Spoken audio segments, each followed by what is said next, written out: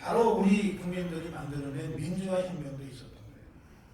그러니까 우리 대한민국 헌법 때문에 4.19와 5.16을 우리가 써놓고 있는 거예요. 저는 지금 이 광화문 국민혁명도 그런 대한민국 건국혁명을 최종적으로 궁극적으로 완성시키기 위한 그런 국민혁명의 흐름을 이어가고 있다. 저는 그렇게 생각합니다.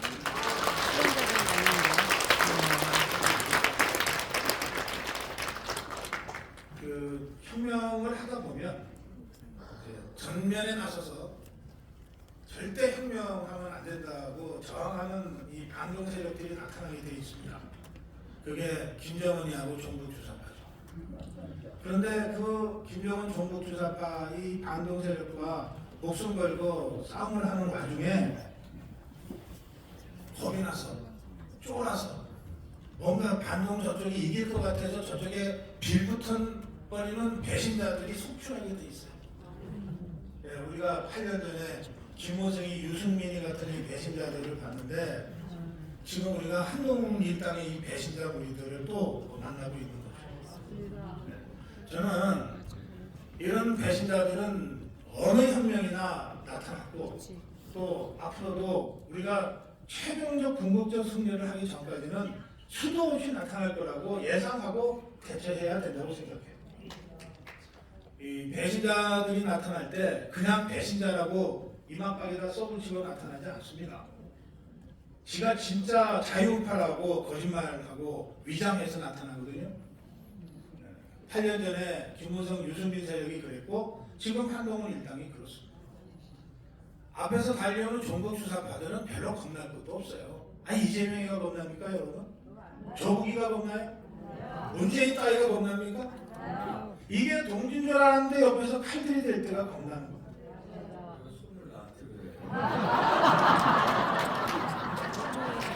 이놈이 절대 그러면 안 돼. 그 배신자들이 제일 먼저 공격하는 분은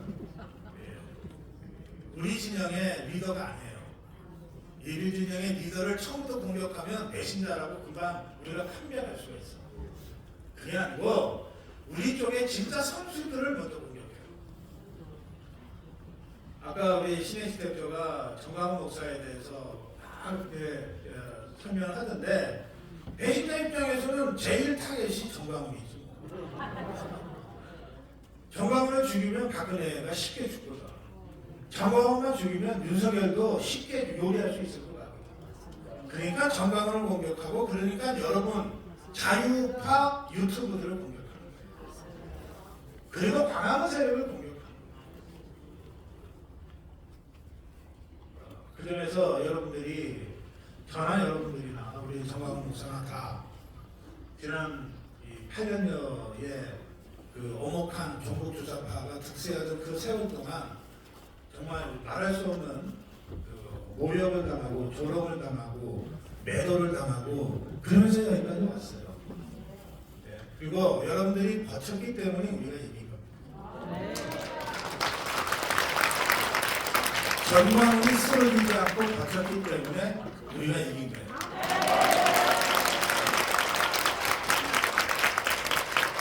네. 광화문 국민혁명은 저 종북주사파들과의 투쟁에서 최종적 궁극적 승리를 하는 그날까지 절대 멈춰서는 안 됩니다. 고맙습니다. 자, 두 번.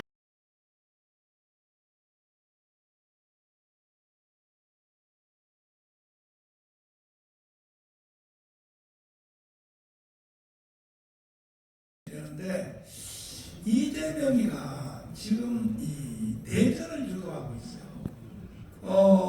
조금 전에 김영삼 기자님 말씀하신 대로 백락천의 그 모든 걸 다 이제 이해를 했는 거예요.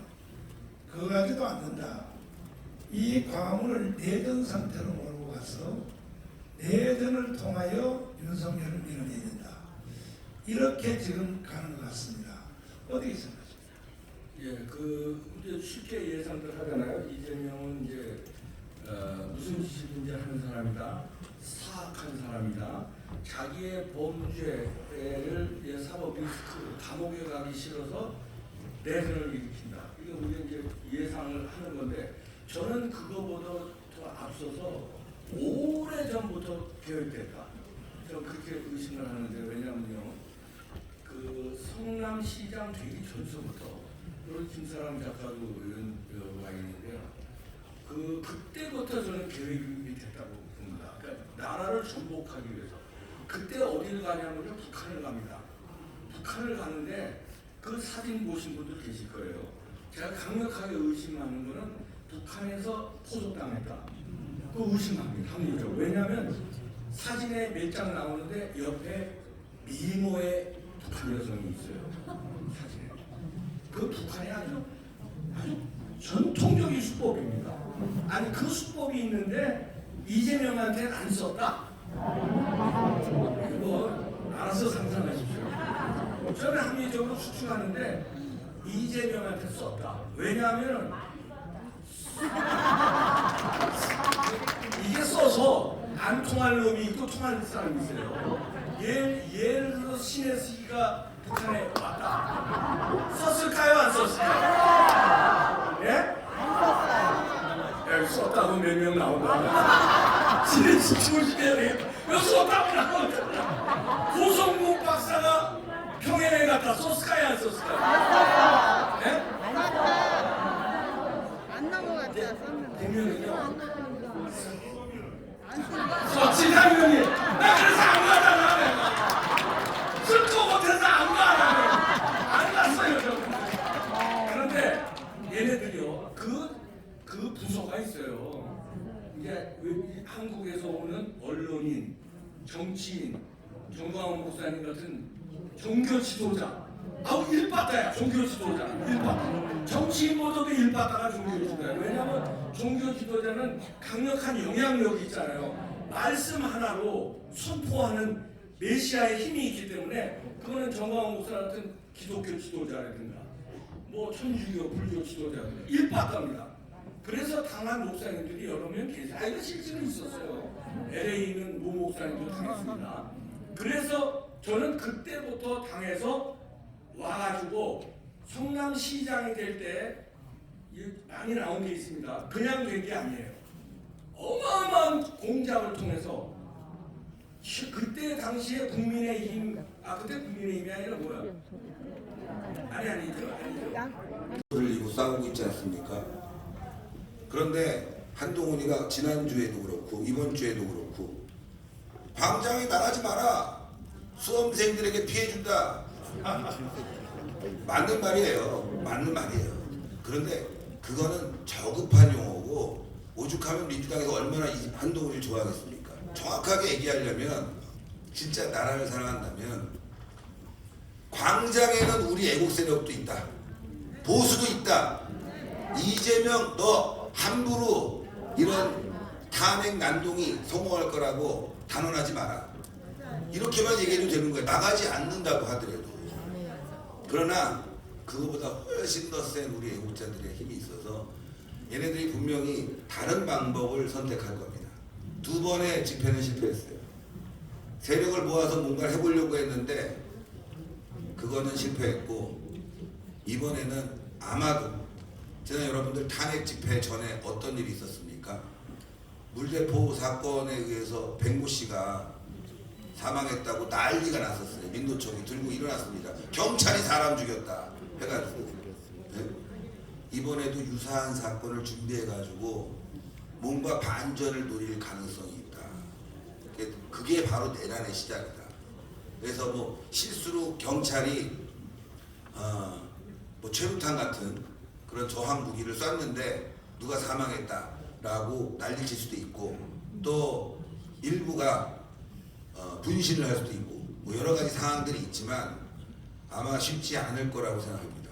굉장히 쉽지 않을 거고 또 하나는 우리 광장 애국 세력이 과거와는 또 많이 달라졌습니다. 과거와는 목사님께서 시작한 2004년도만 하더라도 교계 중심이었어요. 일반인이 나오지 않았습니다. 관변 중심이었습니다. 아시죠? 관변 모이려면 돈 엄청 듭니다. 네. 버스 동원해야죠. 밥 줘야죠. 비유 맞춰줘야죠. 시간 되면 보내야죠. 근데 여러분도 아시겠지만 저는 지난 토요일 눈물이 났습니다. 왜? 11시에 나오셔가지고 오전에 밤 9시 반 10시가 넘게 집회를 이어갔습니다. 무려 장장 12시간. 눈물 납니다. 자발적이라는 게 정말 대단합니다. 그걸 누가 만들었냐? 바로 정광훈 목사님과 여러분들의 활동을 만들었는데 여기서 더 놀라운 게 있습니다. 더 놀라운 건 저는 주차장에 세워놓고 우리 유튜버들하고 얘기도 좀 하고 있고 시간이 꽤 지났습니다. 12시가 다 돼갔습니다. 12시는 다 헤어질 줄 알았는데 12시인데도 광장에서 노래를 부르고 계신 분들 끝난 게 2시간 전입니다. 이거 우리 이길 수 있습니다. 한동훈이 저런 배신 행위를 해도 여러분들이 있기 때문에 민주당의 폭동, 난동을 막을 수 있다. 근데 마지막으로 말씀드리면 이런 노력을 국민의힘과 대통령이 알아야 됩니다. 돈 달라는 거 아닙니다. 네? 뭐 사람 보내달라는 거 아닙니다. 알아주는 것만 하더라도 우리가 얼마나 큰 힘이 되겠습니까? 그렇죠? 그런데 지난 총선에서 한번 보십시오. 우리가 지역구 나갔습니까? 자유통일당이 그저 비례대표 한 2석 정도 얻어본다고 정말 국민의힘 많이 도와주고 애써주고 지역에서는 국민의힘 밀자, 그리고 비례대표는 자유통일당 좀 찍어보자 그랬는데 그것마저도 방해한 새끼들이 바로 국민의힘. 아까 이봉규 대표님이 C8놈이라고 하는데 그렇게 얘기하면 쌍스러워요. 이렇게 하면 안 돼요. C팍 새끼들이 우리를 괴롭히지 않았습니까? 이제 그래서 제가 말씀드린 거 모이는 것도 중요하지만 세력을 만들어야 된다. 네? 모여서 뭐 우리가 이렇게 했고 지켜주는 거 중요하지만 우리가 주인공이 되는 일을 지금부터 시작해야 된다. 여러분들 국민의힘이 할 수 있는 일이 뭐가 있겠습니까? 법안 하나 제대로 통과시킬 수 있겠습니까? 국민의힘 민주당의 저 폭주를 막을 수 있겠습니까? 광장에 나와서 여러분들 힘내시라고 커피 한 잔 삽니까? 아무 역할도 못합니다. 그러나 이제 우리의 역할이 생겼다는 거예요. 우리가 할 수 있는 일이 생겼습니다. 지난 주말 보여준 그 힘, 이걸 그저 그냥 광장시켰다, 난동 막았다 이게 아니라 우리의 것으로 만들어서 우리의 세력이 제도권으로 들어갈 수 있는 그 기틀이 지금부터 시작돼야 된다. 그게 중요한 건 같습니다. 김효선 기자님, 왜 그 이재명이가 내전을 유도하려고 시작할까요? 그거 한번 설명 한번 해주세요. 이미 이재명은 그 자유우파 애국 세력들의 활동력이 어느 정도인지를 알고 있는 것 같습니다. 그러니까 어지간한 방법으로는 이제 자기네들의 그 의도가 통하지 않는다는 사실을 파악을 한 것 같습니다. 그러면 이제 방법은 다른 방법을 쓸 겁니다. 우리가 그냥 이재명 세력 이렇게 얘기를 하지만 엄밀하게 얘기해서 이재명 세력의 배후에는 지금 북한이 있고 중국이 있다는 사실을 우리가 잊어서는 안 될 것 같습니다. 그러니까 우리의 적은 이재명 하나가 아니라 지금 여러 군데에서 이 그 다발적인 공격을 받고 있다는 인식을 좀 하셔야 될 것 같습니다. 아니 심지어 지금 국민의힘 안에도 적들이 지금 우글우글 대고 있는 걸 우리가 눈으로 보고 있지 않습니까? 때문에 이 사람들은 아마 수단 방법을 가리지 않고 한번 그 자기네들 그 세력을 동원해서 뭐 제2의 촛불 시위를 해보려고 했는데 이게 약발이 안 먹히니까 그 다음에는 이제 우리 역사에서 그 성공한 그런 방법들을 저는 그 동원할 것 같습니다. 우리 현대사에서 이 좌파 세력들이 그 엉터리 짓을 벌여가지고 성공한 몇 번의 사례가 있습니다. 첫 번째, 1946년 10월 1일 날 대구에서 폭동이 일어났습니다. 대구 폭동이 왜 성공을 했느냐? 그때 그 황말용이라고 하는 그 사람이 경찰이 그 쏜 총에 맞아가지고 죽었다. 그래가지고 그 그 황말용의 시체라고 그래서 그 시체를 그 대구 의대 의대생들이 가운을 입고 그 시체를 떠내고 나와가지고 경찰이 죽였다 하고 사기를 쳐가지고 대구 시민들이 다 흥분해가지고 일어나가지고 그 대구 폭동이 일어났습니다. 연구 결과 그 사람은 경찰이 쏜 총에 맞아가지고 죽은 황말용이라는 사람이 아니고요. 그 당시 그 대구에 콜레라가 유행을 했었습니다. 정광훈 목사가 말렸단 말이에요. 근데 저는 그거 잘 말렸다고 생각하는데 어떻게 보면 과격하게 만약에 그때 밀고 들어갔으면 그때 성공을 할 수 있었어요.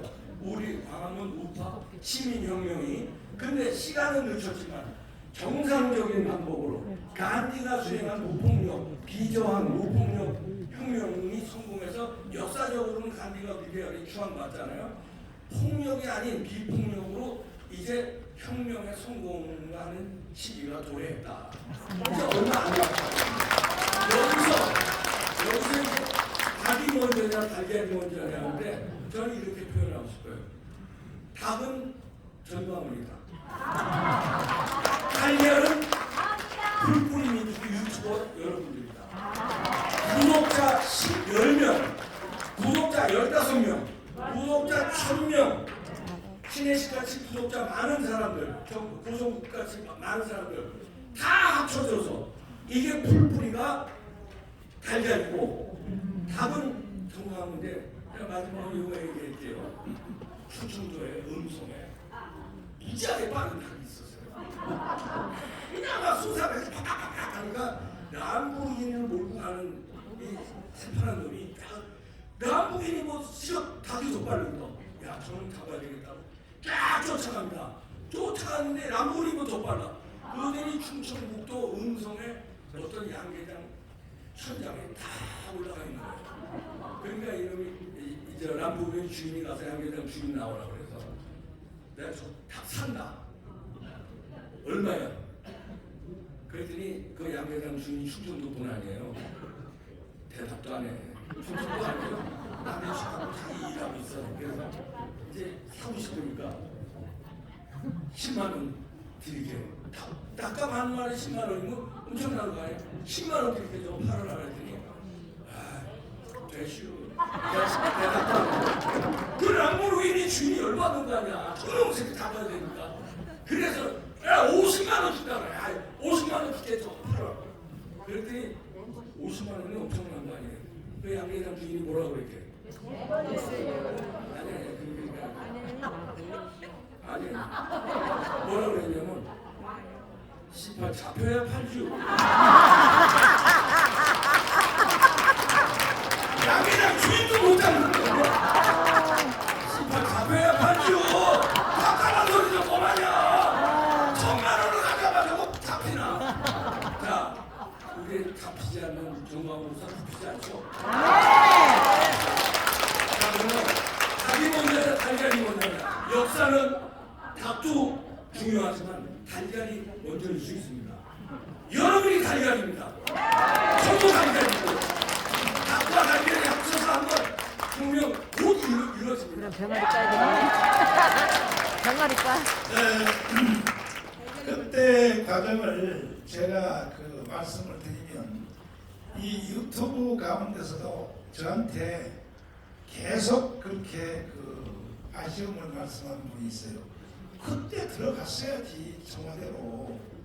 그리고 저 문재인을 죽였어야지.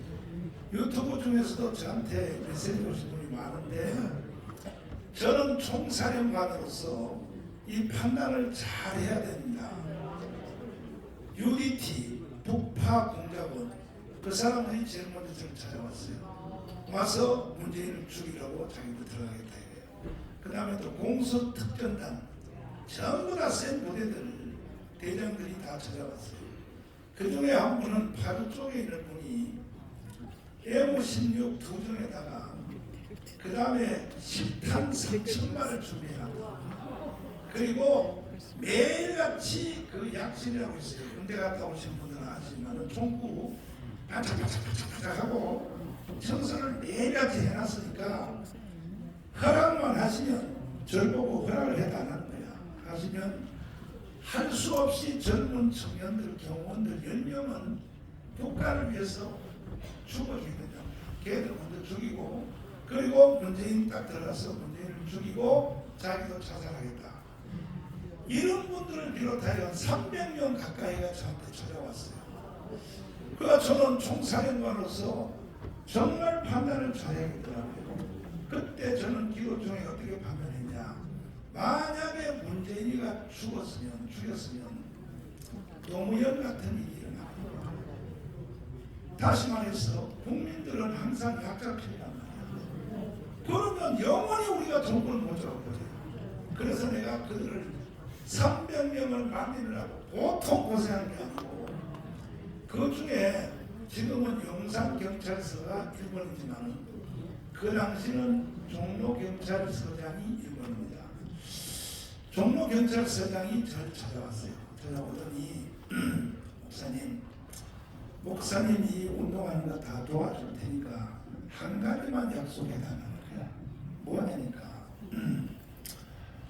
절대로 분신 자살만 안 하도록 해달라. 그래서 내가 그래서 분신 자살이 뭐밖에 무서우냐 그랬더니, 국내 안에서는 100만이 모여도 500만이 모여도 이건 국내 문제라는 거야. 분신 자살하면 이건 바로 유엔으로 넘어가서 국제화가 된다는 거야. 그러니까 분신 자살은 안 하기로 자기하고 약속을 해달라는 거야. 그래서 나는 목사니까 분신 자살 안 해. 이래서 내가 약속을 했어요. 그 다음에 또 한 번 이 종로경찰서장님이 저를 협박하기를, 영하 15도 되는 날씨에 우리가 거기서 스트로브 한잔 깔고 잤잖아요.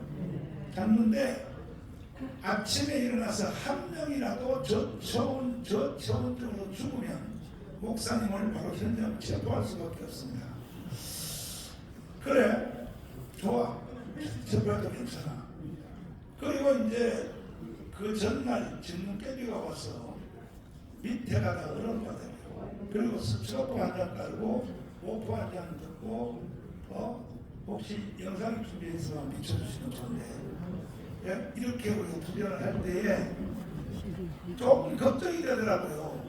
한 명이라도 죽으면 어떻게 하나. 그래서 새벽 2시에 일어나서 내가 잠자는 사람들을 가서 바로 잡았어요. 잡더니래요. 목사님이 신방을 오셨네요. 이거 안 죽었구나. 또 옆에 가서 또 잠자는 사람한테 바로 쳤어. 잡더니 왜 차요 나를. 또 안 죽었구나. 그래서 한 명도 안 죽었어요. 그렇죠. 이렇게 하여 우리는 결국은 정권 교체를 하게 되었고 윤석열 대통령 만들었는데, 이제 지금 주제 김혜식 대표님한테 지금 그 이재명이가 내전으로 몰고 가려고 한단 말이에요. 당연히 이 내전으로 몰고 가면 우리 광화문하고 저쪽 세력하고 누가 이길까요? 먼저 말씀해 주시는 게 또 소리치니까 목도시네. 그 과거에 효수님 있었는 사람, 그 다음에 광우병, 촛불난동, 그 이어서 탄핵 집회까지 좌파들의 성공한 집회가 이어져 왔습니다. 계속. 그런 2004년도에 국가보안법 폐지 집회로 그런 촛불들을 일정부분 막고 용산으로 행진을 하면서 내란 및 대통령 퇴진을 외치려고 준비해 왔던 것이 이제 지난 2주간 벌어졌던 일입니다. 그 전에는 지방을 다니면서 계속 사람들을 모았고요. 성공할 줄 알았는데 언론, 조직, 국민의힘의 내부 분탕, 게다가 북한의 도움, 이 완전히 갖춰졌기 때문에 내란에 대한 또 대통령 퇴진에 대한 이건 뭐 거의 시작이 됐고 사실상 성공할 줄 알았습니다. 이재명도 궁지에 몰렸기 때문에. 그런데 지난주를 판을 닦아보니까 오히려 갈수록 사람들이 줄고 있어요. 나오진 않아. 좀 전에 우리 김영삼 편집국장님도 말씀하셨지만 이 광장을 열어주면요, 광장에는 그냥 사람들이 오는 게 아니라 조직들이 먼저 채우면 일반인들이 나오게 됐습니다. 일반인들이. 야, 이거 광장이 열렸네. 여러분들 광장을 딱 비워놓게 되면, 도로를 차단하고 광장을 열어놓으면요, 그 자체가 사람에게 큰 어떤 희열감을 줍니다. 우리가 늘 막혀있던 길, 다닐 수 없던 거리, 이런 것들이 넓게 열리게 되면 그냥 주변에서 막 물밀듯이 오는 거예요. 촛불난동이 대부분의 그런 일반인들의 참여로 이루어졌고 연예인들이 와서 선동을 해준 거 아닙니까? 근데 이번에는 광장에 정말 든든하게 저놈들이 눈에 가시, 광화문 동아면세점에 수십만의 정광훈 목사님과 애국 세력이 딱 막고 있는 거예요. 여길 다닐 수가 없어. 그러다 보니까 얘네들이 전략적으로 이 중앙 포지션을 잃어버렸습니다. 여러분 보셨을 거예요. 그날 좌파들이 행진하는데 우리 피해서 가려고 저쪽 남대문으로 돌아가야 되고, 지하철 내려야 되는데 여기 태극기 들고 있으니까 저기 덕숭 앞에서 내려야 되고, 걔네들이 자연스럽게 해산이 되는 결과가 나왔고, 또 하나 그동안에 광화문 집회에서 전광훈 목사님을 악마화 시켜놨습니다. 그동안 좌파 세력들이. 그 어떤 효과가 있냐, 이게 부정적인 효과가 더 많을 것 같은데 반사적으로 긍정적인 효과도 생겨버렸어요. 일반인들이 야, 여기 태극기 나오고 저기 민노총 나온다 그러면 야, 나가지 마, 큰일 나. 너 그 중간에 꼈다가 괜히 작살나. 이래버리니까 민주당만 손해보는 거예요. 일반인들이 안 나와버려요. 조직원들만 나가니까 세보니까 10,000명 조금 넘어. 그래서 저 친구들의 저 거짓말로 인한 이상한 난동을 막아낼 수가 있어요. 그런 거를 다 찍어서 증거물로 우리가 확보하고 있어야 되는 겁니다. 그래서 여러분들의 역할이 중요하다고 보는 거예요. 지금 저 이재명 세력은요, 저놈들이 같은 인간이라고, 아, 쟤네들도 인간인데 설마 이런 짓을 하겠어? 이런 낭만적인 생각은 버리셔야 된대요. 공산주의자들은 자기네들이 그 권력을 획득하기 위해서 뭐 자기 부모는 물론이고 자기 자식 새끼까지 죽일 수 있는 그런 일들을 지금까지 수도 없이 벌여왔다는 사실을 여러분들은 잊지 마셔야 됩니다. 그래서 이승만 대통령이 뭐라고 연설했습니까? 여러분의 자식이 공산주의자면 이제는 더 여러분의 자식이 아닙니다 라고 선언을 할 정도로 이 사람들은 같은 인류의 반열로 보시면 안 돼요. 다시 말씀드리면 언제든지 이 사람들은 극한 상황에 몰리면 무슨 짓이라도 벌일 텐데, 그 무슨 짓을 벌이는 것이 예전처럼 쉽지는 않을 것이다. 왜? 여러분들이 눈을 부릅뜨고 있기 때문에. 이 사실을 긍지와 자부심을 가지고 여러분들이 책임 있는 그 의식을 가지고 눈을 부릅떠 주시기를 다시 한번 당부드립니다. 자, 광주 사태에 대해서 한 가지 더 물어보면, 네. 경상도 군인들이 네. 전라도에 와서 처녀들의 젖가슴을 다 도려냈다. 네. 그 다음에 임신부의 배를 갈랐다. 네. 그게 사실이었습니까? 그걸 사실이라고 그 믿는 사람들도 있어서 일이 복잡하게 된 겁니다. 누가 믿었느냐? 전라도 사람들이 믿은 거예요. 그런데 여러분들, 이 전라도 광주 사람들이 이 사실을 믿게 된 과정을 보시면 굉장히 의문점이 드는 부분들이 바로 그 부분입니다. 1980년 5월 17일 날 그 김대중 그 당시 그 정치인이 체포가 되죠. 그리고 나서 이 소식이 전해지니까 5월 18일 날 아침에 전남대생들이 등교를 하다가 거기서 공수부대원들하고 투석전이 벌어졌습니다.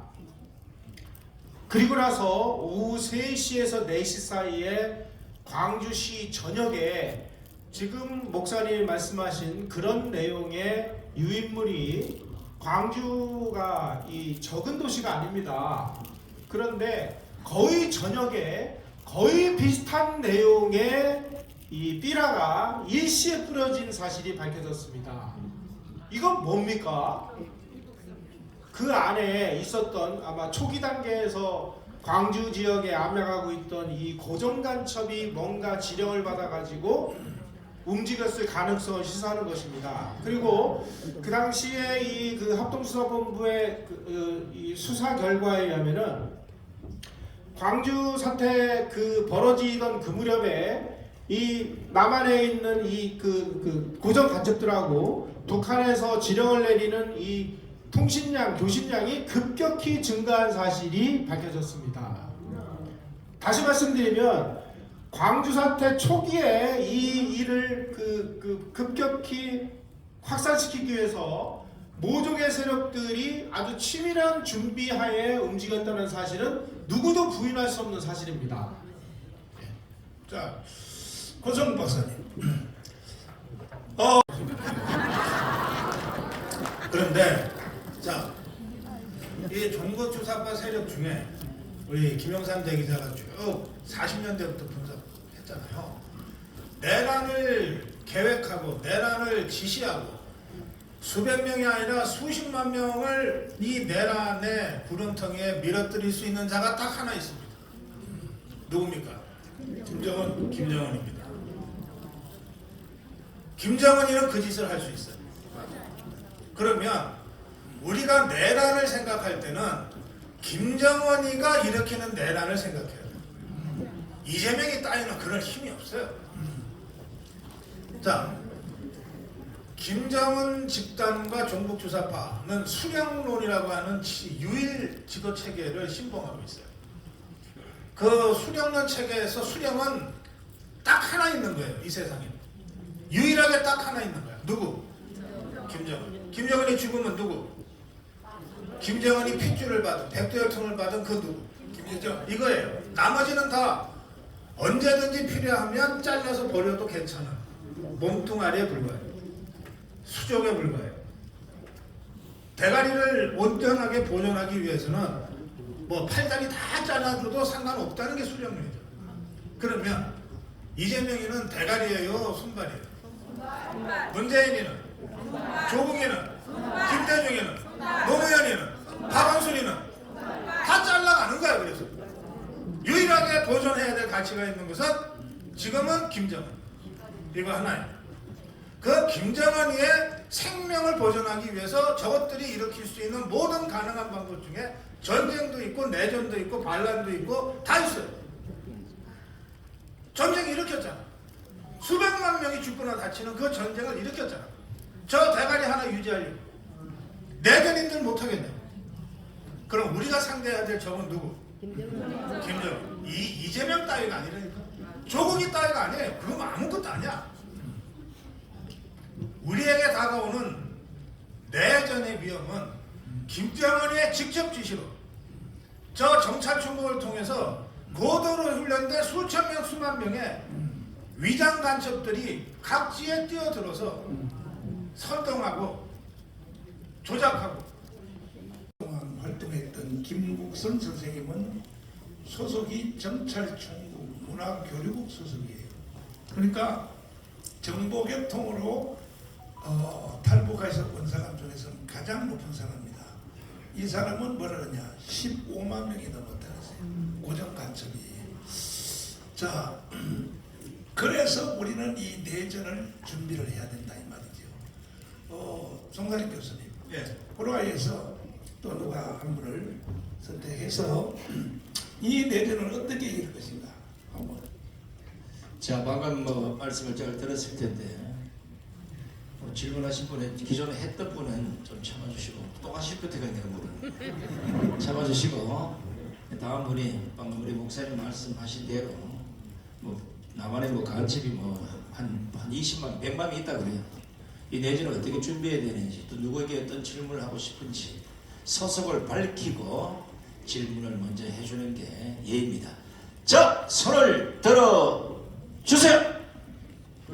아, 이거 안 된다. 핍박과 폐해를 던진 존재가 공산주의입니다.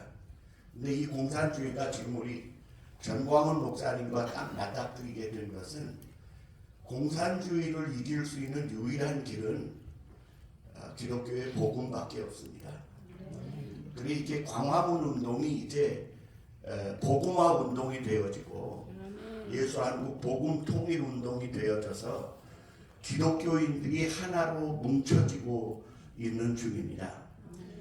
공산주의를 이길 수 있는 유일한 방법은 대한민국 국민들이 복음을 깨우치고 하나님을 아는 것입니다.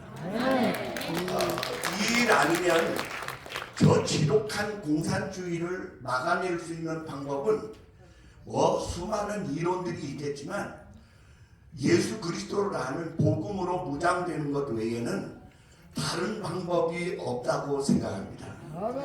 지금 광화문에 모이는 그 많은 시민들이 성도들이라는 사실입니다.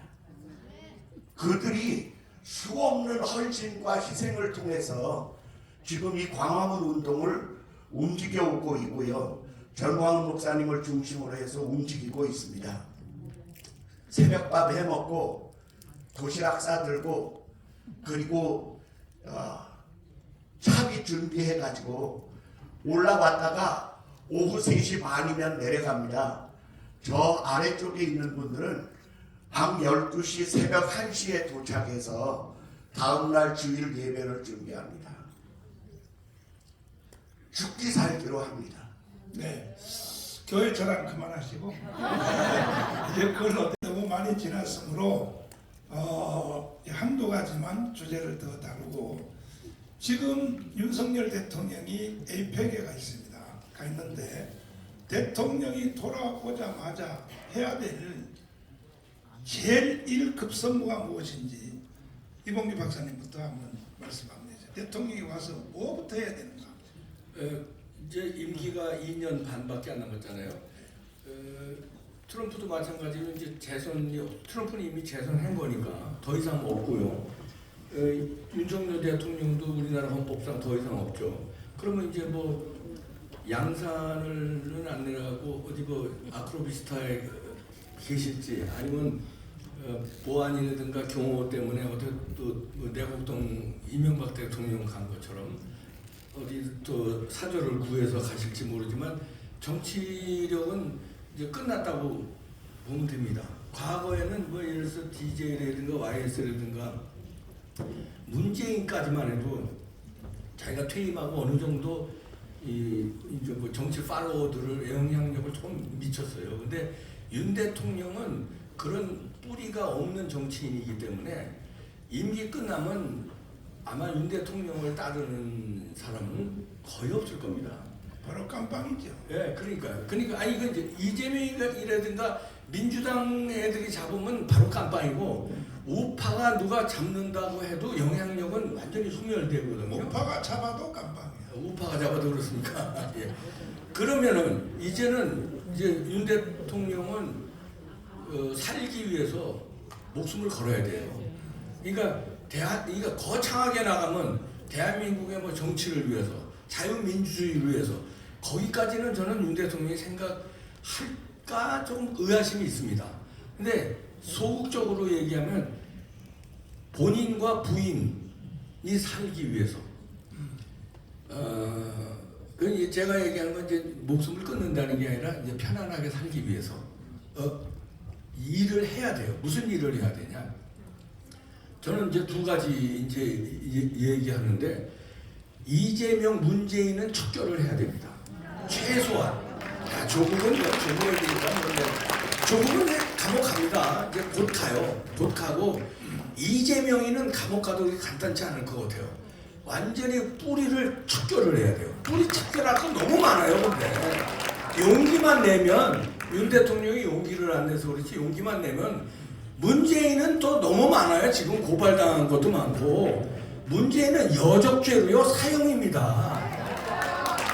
아니 무슨 송철호 사건 부정선거 무슨 별거 다 있지만 근본적인 건 여적죄 이거는 사형이에요. USB. 네, USB 등등 한강 해도 넘겨준 거 등등 많잖아요. 통계 조작한 거 등등 미군용어로 뒤에 어떻게 했는지 귤박스 이런 거 하여튼 어마어마하게 조사만 하면요 다 나옵니다. 근데 겁을 먹고 조사를 안 하는 것 같은데, 제가 얘기하는 건 겁을 먹는다는 건 윤 대통령을 좀 폄하해서 하는 얘기가 아니라 윤 대통령은 이런 생각하는 것 같아요. 자기가 개입을 하면 이게 무슨 검찰 개입이다, 수사 개입이다, 뭐 이렇게 또 뭐 다 이렇게 몰아가잖아요. 그러니까 그런 겁을 얘기하는 겁니다. 이재명에 대해서 겁먹는다는 게 아니라, 그러면 그런 겁을 먹어서 자기도 2년 반 후에는 그림을 그려야 돼요. 자기 깜빵 가고 김건희 여사는 아주 영원히 아주 이상한 여자가 돼가지고 대한민국에서 추하게 살아야 되는데 그걸 선택할 거냐? 아니면은 용기를 내서 이재명 문재인은 그냥 척결을 해. 그냥 척결이 아니라 무슨 요번에 1년 받았잖아요, 실형. 이제 위증 교사로는 한 2년 받을 것 같습니다. 거기서 이제 법정 구속 될지 안 될지 모르지만 그 정도가 아니라 완전히 보내버려야 돼요. 문재인도 여적죄로 그 여적죄 사형밖에 없대요. 무기징역도 없대는데 아마. 그러니까 그 사형이라고 시키겠습니까만은 그렇게 강하게 몰아내고 첫 번째 그거고요. 그것 때문에 우리가 윤석열 대통령 존재의 이유가 있는 거 아닙니까? 그것 때문에 여러분들 뽑아주셨잖아요. 그거 첫 번째 그것 때문에 검찰총장 출신 문재인한테 대드니까 야 저거다. 그래서 우리가 광화문 세력이 선택한 거 아니에요? 근데 그걸 아직까지 안 하고 있다. 그거 해야 되고요. 근데 나머지 임기 1년은요 레임덕에 들어가서 아무것도 못해요. 그러니까 지금 나눠줍니까? 대통령이 할 수 있는 건 인사권뿐이 없어요. 장관에다가 문화부 장관 유인촌 앉혔는데 뭐합니까 도대체? 그거 바꿔야죠. 잘못한 놈들 다 바꾸고 제대로 할 수 있는 사람, 애국심 있는 사람 박아줘야죠. 대통령이 2년 동안 할 수 있는 일은 그것뿐이 없다. 그래서 마지막 날까지, 나갈 때까지, 그날까지 우리 애국우파를 심어놓고 나가는 일뿐이 없다. 그래서 지금 인사한 사람들 쭉 보니까 말이죠. 제가 오늘도 말씀을 좀 드리고 싶습니다. 네? 대통령은 말이죠. 또 대통령실에는 아직도 한동훈의 정보 라인들, 패거리들, 네? 댓글 조작 단원들이 있다. 대통령실에도요, 여러분들. 국민의힘에도 있습니다. 이번에 댓글 조작 대통령을 협박했어요. 그 다음날 바로 잡을 수 있습니다. 그 협박한 사람 전화번호 뭐죠? 그냥 경찰이 압수수색 영장 갖고 가면 돼요. 그렇지 않습니까? 제가 예전에 노무현 정권 때 노무현 저격 패러디를 만드는 적이 있어요. 이 인간은 안 된다. 패러디 사진에다가 그냥 관역 하나 맞춰서 노무현 사진 올렸는데 갑자기 그날 대통령 경호실에서 압수수색 들어왔습니다, 여러분들. 네? 근데 국민의힘에서 대통령을 4개월간을 살해 협박한 놈을 아직도 못 밝힌다? 네? 왜 말씀드리냐면 국민의힘은 믿을 수가 없습니다. 그건 국민의힘 내에 완벽한 한동훈 간첩 세력들이 있기 때문에 못 밝히는 거예요. 오늘 경찰이 그거 서버 건드리지 마라, 자료 폐기하지 마라 라고 요청을 국민의힘에 했답니다. 결국 압수수색 들어갈 겁니다. 제가 말씀드리는 거는 대통령은 당, 정, 분리 확실히 하시고 인사를 애국 인사로 해서 임기 후반을 제대로 끌고 나가고, 그리고 전광훈 목사님과 손잡고 세력을 만들어야 됩니다. 보세요, 여러분들. 박근혜 대통령 인기 많았죠? 세력 없습니다. 네, 깜빵 갔습니다. 이명박 대통령 보셨죠? 깜빵 갈 때. 이 국군 장병 여러분들을 정말 격려하는 일을 가장 먼저 좀 해주시기. 두 번째 문제가 있습니다. 지금 우리 한국 사회가 이렇게 그 혼란에 처한 근본적인 이유는 우리 국민 정신이 무너졌기 때문이라고 생각을 합니다. 박정희 대통령 시절에 국민교육원장을 우리는 다 외웠습니다. 거기에 들어있는 내용이 뭐 정확하게 무슨 내용인지는 모르면서도 이거 외우라고 하니까 열심히 외웠습니다. 지금도 외우라고 하면 외울 수 있습니다. 이게 무슨 뜻이냐면 그 안에 들어있는 그 정신을 그냥 암기를 함으로써 우리의 행동으로 표출되고 생각으로 표출되고 사상으로 표출되도록 그렇게 만드는 겁니다. 국민교육원장의 내용이 뭐예요? 우리는 민족중의 역사적인 사명을 띠고 태어났다. 이 땅에 우리가 그 국민교육원장을 통해서 우리는 뭘 하려고 했나요? 자유와 민주와 이런 가치를 우리가 내리기 위해서 국민교육원장을 만든 거 아니겠습니까? 그런데 김영삼 정부 때 이걸 폐기했고 노무현 정부 때 이걸 교과서에서 없애버렸습니다. 없애버리면 그 대안이라도 만들었어야 되는데 그냥 폐지를 해버렸어요. 그 폐지를 하고 나서 그 빈자리를 뭐가 파고 들어왔습니까? 소위 말하는 좌익이념이 파고 들어온 거예요. 그래서 지금 우리는 도대체 이 나라가, 이 국민들이 어디로 가야 되는지에 대한 목표와 방향이 불분명한 나라가 되어버렸습니다. 이걸 다시 우리가 이렇게 세우려면 제2의 국민교육원장이 필요합니다. 지금 이 상황에서 아까 제가 오다 보니까 대한민국이 올해 일본의 그 1인당 소득을 충원하는 그런 아주 기념비적인 해라고 그렇게 적힌 프레카드를 봤습니다. 여러분, 우리가 이런 나라가 됐는데 아직까지도 일본을 저주하고 일본을 그냥 씹어먹을 것 같이 이러한 국민 정신은 왜 만들어졌습니까?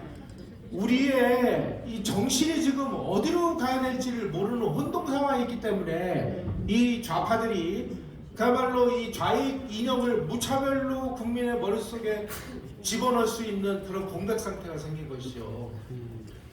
윤석열 대통령이 해야 될 일은 제2의 국민교육원장을 만들어서 이 대한민국이 어디를 지향하는 나라로 갈 것이냐 하는 이 애국적 가치를 확실히 세워주는 이 일이 저는 다른 무엇보다도 중요하다고 생각을 합니다.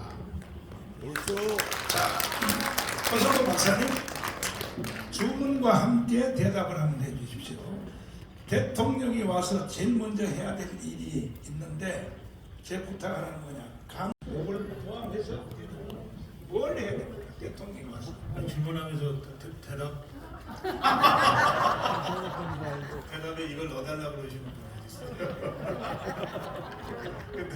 근데 제가 목사님한테 먼저 하나 여쭐게요. 네.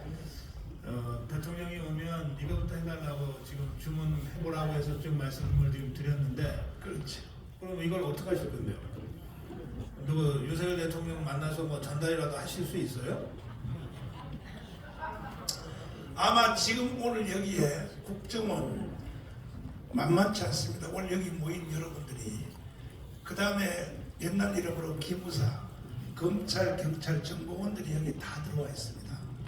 그러면 다 보고될 것입니다. 이걸 염두에 두시고 강렬하게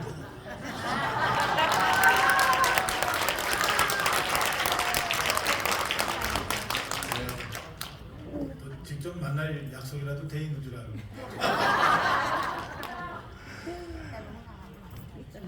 지금 윤석열 대통령이 해외 일정을 하고 있는데 그 전에도 대통령의 해외 일정에 대한 보도를 보면 우리 한국 언론이 정말 우물한 개구리라는 생각을 많이 하게 돼요. 이를테면 나토 정상회의에 3년 연속 초청받아 가잖아요. 이게 무슨 의미인지를 잘 모르는 것 같아요. 나토가 우리하고 무슨 관계가 있길래 그 나토 국가들이 동북아시아의 질문을 한번 우리 이봉규 대표님에게 한번 물어보겠습니다. 그 시진핑이가 트럼프가 대통령을 되니까 바로 꼬리를 내렸습니다. 왜 꼬리를 내릴까요? 그전에는 우리 한국 대통령이 가도 그 밑에 외교부장을 만나라 이런 식으로 하고 그렇게 무시하던 놈이 시진핑이가 지금 윤석열 대통령하고도 만나고 바로 꼬리를 내리고 또 특별히 한국 사람은 비자 없이 2주일 동안 와도 좋다.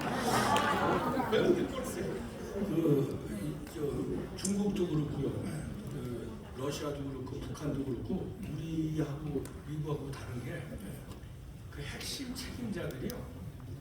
우리는 이제 정권이 바뀌면 장관이라든가 수석들이라든가 핵심 기관장들이 1년, 2년 만에 바뀌잖아요. 근데 중국이나 북한은요 몇십 년을 그 자리에서 합니다. 그러니까 이제 외교 같은 거라든가 안보라든가 이제 그 시진핑의 왕이라고 벌써 몇십 년째잖아요. 그런 그 사람들이 국제 정세를 쫙 파악하고 있어요. 그건 뭐 정권이 바뀌질 않으니까. 그런데 자기네들이 지금 코너에 몰렸거든요. 지금 미국이 중국 잡는 게 심상치 않습니다. 그런데 트럼프는 특징이 뭐냐면요. 이번에도 대통령 된 게 미국 사람들이 왜 뽑아주느냐면 여러 가지 이유 있지만 그 중에 하나가 한다면 하는 놈이에요. 그런데 뭘 내세우냐면 중국 죽인다는 거예요. 왜 중국을 죽이냐면 미국의 가치 얘기했지만요. 고성국 박사가 미국의 핵심 가치는 세계 패권이에요. 그러니까 패권국으로서의 이 지위를 때려 죽어도 못 놓는 거예요. 이거를 놓지 않기 위해서는 전쟁이라도 불사해야 되는 거예요. 그런데 중국이 지금 경제적으로 까불다가 요즘에 좀 많이 지금 손 들어갔는데 바이든한테도 저렇게 지금 코너에 몰리고 있는데 트럼프는 완전히 작살나겠다고 공공연히 얘기를 해요. 근데 트럼프가 얘기한 거는요 몇 년 후에는 반드시 합니다. 욕을 먹더라도 해요. 그러니까 이게 무서우니까 시진핑은 이제 꼬리를 내는데 트럼프가 하는 일은 이제 패권국에 도전하는 중국을 이번에 일본 까불다가 잃어버린 20년 보내듯이 군사적으로는 못 보내요. 근데 경제적으로 보낸다는 거예요. 외교적으로 보낸다는 거예요. 근데 여기에 어떤 방법으로 보내냐? 미국의 힘으로도 보내지만 그게 뭐 예를 들어서 관세라든지 뭐 여러 가지 있잖아요. 그런 거로도 보내지만 동맹국과 함께 보낸다는 거예요. 그래서 일본, 미국, 영국, 뭐 호주 등 나토 등 해서 말하자면 트럼프가 얘기하는 동생들과 내 동생들과 합쳐서 시진핑은 내 임기 내는 보내버리겠다. 중국이 다시는 패권국에 도전하지 못하는 힘을 확 꺾어놓겠다. 이러니까 시진핑은요 얼마나 원래가 거만한 놈인데요. 원래 태생이 거만하게 태어났잖아요. 엄청난 특권을 가지고 태어난 사람인데 거만하기가 짝이 없는 사람이. 고개도 항상 삐딱하게. 그럼요. 등치도 정광훈 목사 정도 돼요. 그런데 거만한 놈이 이거 이제 자기 임기 내 임기가 종신 임기 됐으니까 트럼프 임기 내 중국이 완전히 잃어버린 20년. 그 잃어버린 20년이요 경제로만 가는 게 아닙니다. 중국에는 여러 가지 아킬레스건이 있어요. 예를 들어서 소수민족이 독립하려고 꿈틀거리는 게 있고요. 인권 문제 이런 거에 중국인들도 다 깨어나. 그냥 다뤄주십시오 하는 그 제안을 한번 받아주세요. 예, 알겠습니다. 먼저 이거 좀 주의사항이 질문을 하라면 설명을 하고 설명을 하라면 질문을 하고 지금 이런 경우가 계속됩니다. 이거는 본인의 의사표현을 하되 주제에서 이런 것들을 좀 한번 다뤄봤으면 좋겠다. 이걸 얘기하시는 겁니다. 손 드세요!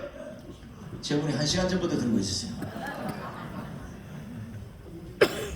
제동문 말씀했습니다. 예, 오늘 반갑습니다. 그리고 유튜브도 반갑고 대한민국 유튜브 방송사 시국포럼 우리 정광훈 목사님께서 주최해 주셔서 대단히 감사하고요. 제가 지금 어떤 주제를 다시 한번 말씀드리면 처음에 현재 두 가지를 말씀드리겠습니다. 하나는 그 정계 개편에 대해서 아무 이야기가 안 나왔습니다. 정치학 박사도 여기 계시고 고성국 박사도 계시는데 저하고 고성국 박사는 한 20년 전에 서영원 총재 모시고 정계 개편에 대해서 한번 토론한 적이 있는데 오늘 이 자리를 만나서 내가 그런 자리를 이야기를 해주시고 그 다음에 우리 이봉규 박사님은 제가 지금 토론하고 싶은 게 뭐냐면은 김정은이가 우리 목사님께서는 항상 위험하다 하지만은 한 방 넣을 수 있습니다. 연평도 한 방 나왔지 않습니까? 그런 식으로 한 방 넣을 수 있습니다. 그런 걸 주제를 가지고 토론해 주시면 감사하겠습니다. 이상입니다. 또 다른 주제 없나요? 자, 이쪽에 이제 여성분. 네, 감사합니다. 제가 하고 싶은 얘기는요. 지난번 국회의원 선거 때요. 우리 동네에서 연방제를 주장하고 그리고 민주당에서 항상 활동을 했고 이런 사람들이 국힘당으로 출마를 하겠다고 저보고 제가 유튜브 활동을 하다 보니까 저보고 도와달라고 했었어요. 그래서 제가 그분이 원래 민주당이라든가 좌파에서 활동하던 사람이 저한테 국힘당에 출마를 할 테니까 도와달라고 했기 때문에 그 사람과 대화를 4번 정도를 해봤었어요. 근데 4번 정도 해봤는데 결국은 우리 국군의 힘을 빼는 그런 역할과 그리고 또 연방제를 하겠다고 주장을 하고 이렇게 해서 4번의 대화 속에서 제가 지금 현재 한동훈의 행동을 보면은 국민의힘당은 90%가 좌파들이 들어와 있다고 저는 판단을 하고 있습니다. 그런데 아직까지도 우리 국민들이 국민의힘당이 우파라고 생각하는 사람들이 너무 많기 때문에 우리나라가 지금 작용화된 거에서 벗어나지 못하고 있다고 생각을 합니다. 이런 부분에 대해서 좀 더 명확하게 국힘당에 출마하는 사람들이 좌파냐 우파냐 이런 본질을 따져봐야 된다고 생각합니다. 이 말씀을 꼭 드리고 싶었습니다. 네. 감사합니다. 첫 번째 질문하고 비슷한 것 같은데 이제 시간이 없으므로 박사님들이 한 가지 주제를 한 분씩이 말씀해 주시겠습니다. 일단은 정계 개편 고성국 박사님이 먼저 대답해 주십시오. 정계 개편이 필요한가? 그럼 어떻게 해야 되는가? 그렇게 되겠습니다. 국민의힘 당이 우파 정당이냐 좌파 정당이냐? 우파 정당이에요. 근데 오염이 된 우파 정당. 그래서 웬만하면 좀 세척해서 쓰겠는데 세척해서 쓸 정도가 아니라 너무 심하게 오염되고 부패돼서 할 수 없이 폐기하고 새로 만들어야 될 것 같아요. 그러니까 국민의힘이 좌파 정당이라서 폐기하자는 뜻이 아닙니다. 우파 정당으로 출범했는데 우리 자유파의 정책 입장을 전혀 대변할 수 없을 정도로 심각하게 오염되어 있기 때문에 저걸 고쳐 쓰자니 너무 시간도 많이 걸리고 비용도 많이 들어서 차라리 새 차 하나 사자. 정계 개편과 관련해서 말씀드리면 유일하게 정치적 이합 집산이 아니고 가치를 중심으로 해서 한번 새로 모여봤던 이 정계 개편이 있어요. 그게 뭐냐면요, 3당 합당이에요. 그 전까지도 김대중이가 필요하면 시시때때로 당 해체하고 새로 만들고 했어요.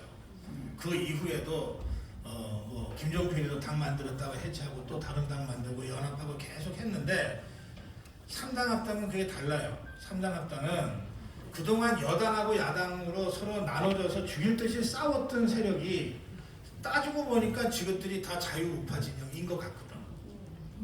그래서 전두환하고 노태우하고 김종필하고 김영삼이 손잡고 만든 당이 3당 합당에서 태어난 민자당이에요. 그 전까지 원수처럼 지냈다니까. 그런데 알고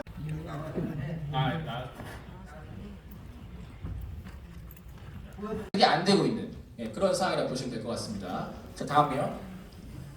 자, 그리고 아까 말씀드렸다시피 한동훈 가족들의 이름으로 작성된 게시글이 전부 삭제됐어요. 그 수백 개의 글이 전부 삭제됐습니다. 이것도 증거인멸이죠. 자, 다음이요.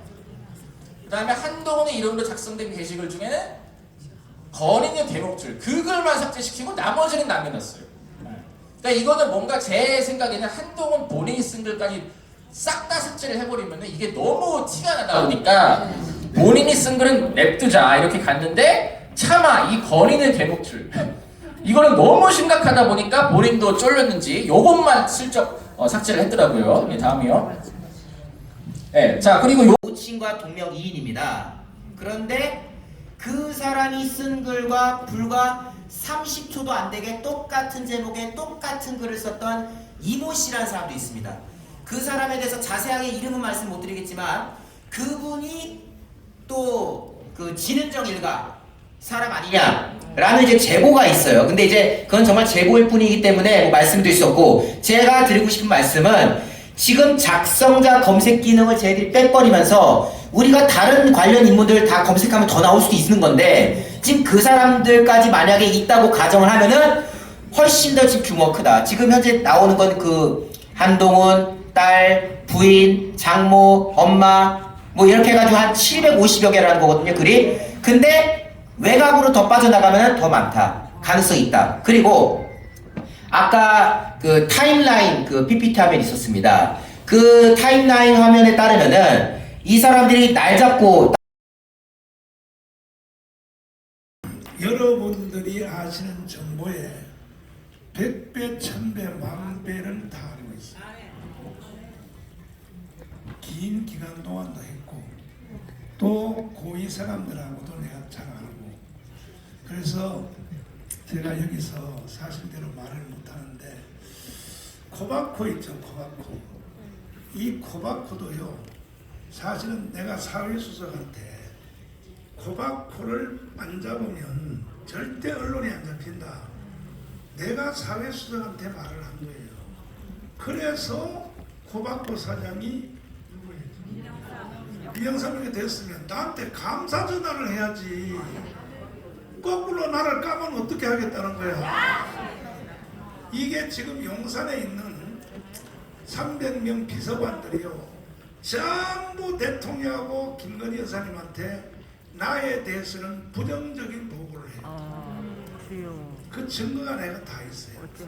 그럼에도 불구하고 우리는 대국적 견지에서 윤석열을 지키고 김건희를 지키기 위하여 우리가 6년 동안 강원에서 투쟁을 했는데 마지막 결론은 뭐냐면은 우리 자유우파들이 우리 자유마을이 조직이 지금 600만이거든요. 600만이니까 300만만 더 조직하면 혁명할 수 있어요. 혁명할 수 있습니다. 그런데 우리 자유우파 여기 쪽에서는요. 신혜식 대표님 200만 안 되죠. 지금 150만이죠. 그러니까 다 150만, 170만 우리 쪽에 제일 많은 유튜버가 이 정도야. 그런데 좌파 쪽의 애들은요 500만이야. 이게 회원 숫자가. 근데 우리는 우리끼리 경쟁하다가 하나가 안 되니까. 근데 반대로 이렇게 생각해야 돼요.